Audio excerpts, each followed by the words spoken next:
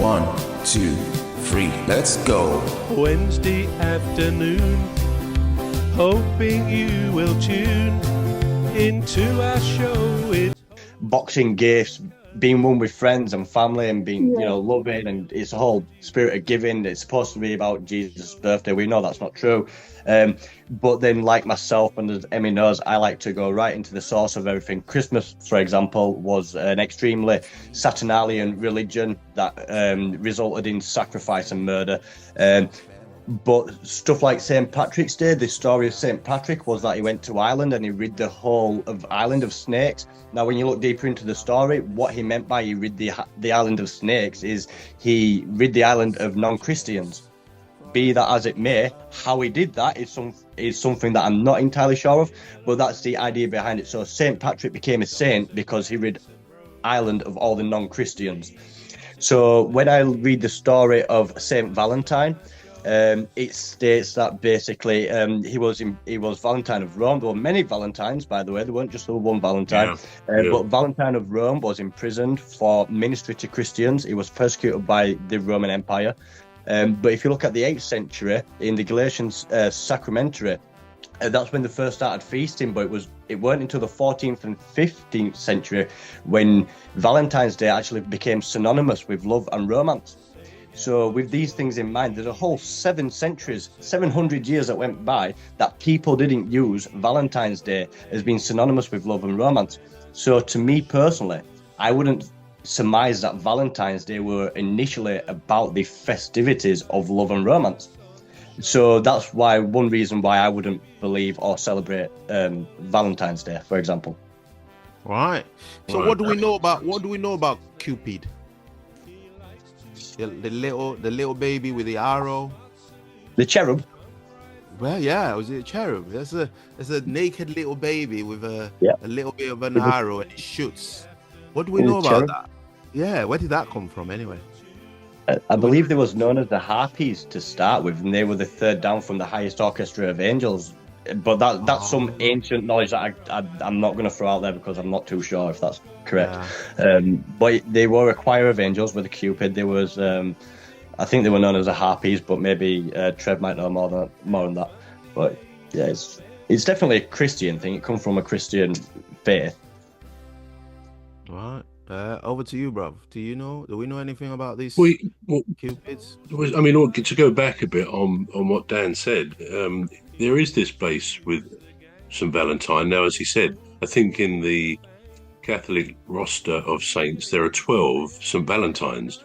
And arguably, because there are different accounts of the one who was the original one, I think, as Gladys said, he's generally thought to be a priest or a bishop in the Roman Empire time. Absolutely. Born Absolutely. in the 3rd century AD or CE, whatever we call it. And he actually, what he did, the emperor at the time, I think it was Emperor Claudius, but who knows, he decreed that young men should be so committed to the military, to the army, that they should not marry, which seemed even now a pretty cruel thing to do, I suppose. And St. Valentine, the priest or the bishop, he actually conducted a lot of secret ceremonies to marry young men with their ladies or possibly with other men. The leader of our gang will make the show go with a bang and fund the aim of everything Custis. And fund the aim of everything Custis.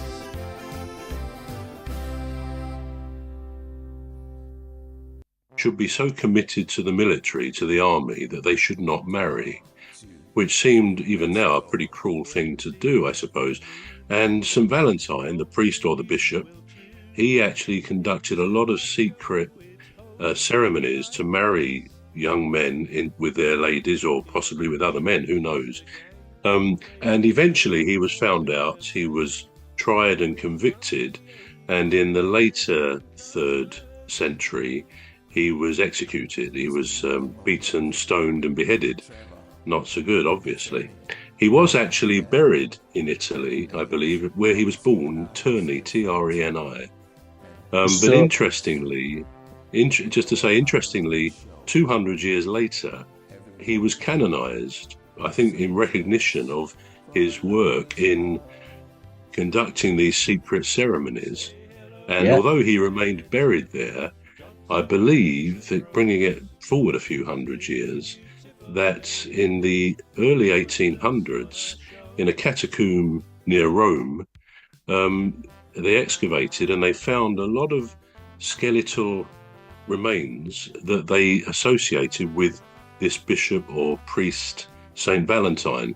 Many of those remains were then, as often happens in this kind of situation, circulated amongst various, I think they're called reliquaries, where relics are stored, sort of churches.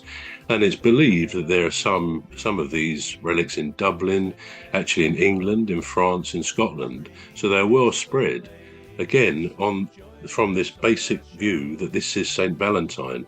But I think the original man is the one that is considered to be that. Yeah, I think, as Dan said, the actual, the feast of Valentine, St. Valentine's, was started in the 8th century. But in the 14th century, so 600 years later, on the Chronicles of Narnia, I'm sure we've all heard of that, there was C.S. Lewis wrote about a parliament of owls. And I think that, the bird, the owls, I think a group of them is called a parliament.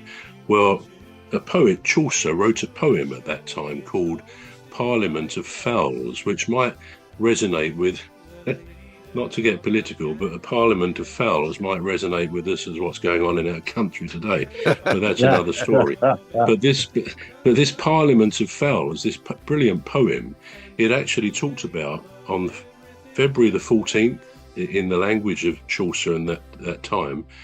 That was the date and the time that birds chose their mates. And I think he really meant birds of the feather variety rather than the human variety. But of course, it then became linked together. So on the February the 14th is the time when birds, both human and feathered, choose their mates for the future. So it's all kind of intertwined with this original, almost religious basis. And it's become a bit commercial. But in my view, it's a fairly harmless. It's a bit light-hearted and maybe a bit frivolous, but so what? Don't we need as much light-heartedness and frivolity as we can get these days? So that's some sort of basis to adding on to the things that Dan said about it as well. So that's St. Valentine. As to where Cupid comes into all of that, I won't really venture anything into that at this point, but I'm sure there's some relevance with that. Yeah. Well, just to add on to what Trevor said there, he was absolutely right. So when he was when Valentine of Rome was arrested and held in the 3rd century, it was stated that he actually restored the sight of the daughter of his jailer, and before they sent him to his execution, he gave him what I'm presuming would be papyri. That scribed on it. It said "Your Valentine." Which he handed to him before he was executed. And so Valentine of Rome was a priest, martyred in 269, and he was buried on the Via Flaminia, which is an ancient road between Rome and Apennine Mountains, to Rimini is the modern version, on the coast of the Adriatic Sea. Which went through many other places: Etruria, Latrium, Campania, and Po Valley. I wanted to mention them because I think if you look at the starting points of those words, like comp, for example, as in companion, or lat as in Latin, I think. So I'm massive on English and old English texts and stuff. I think they probably helped to derive such words as in companionship. So this place Campania, and that just as a curveball out there. Of our gang will make the show go with a bang and fun the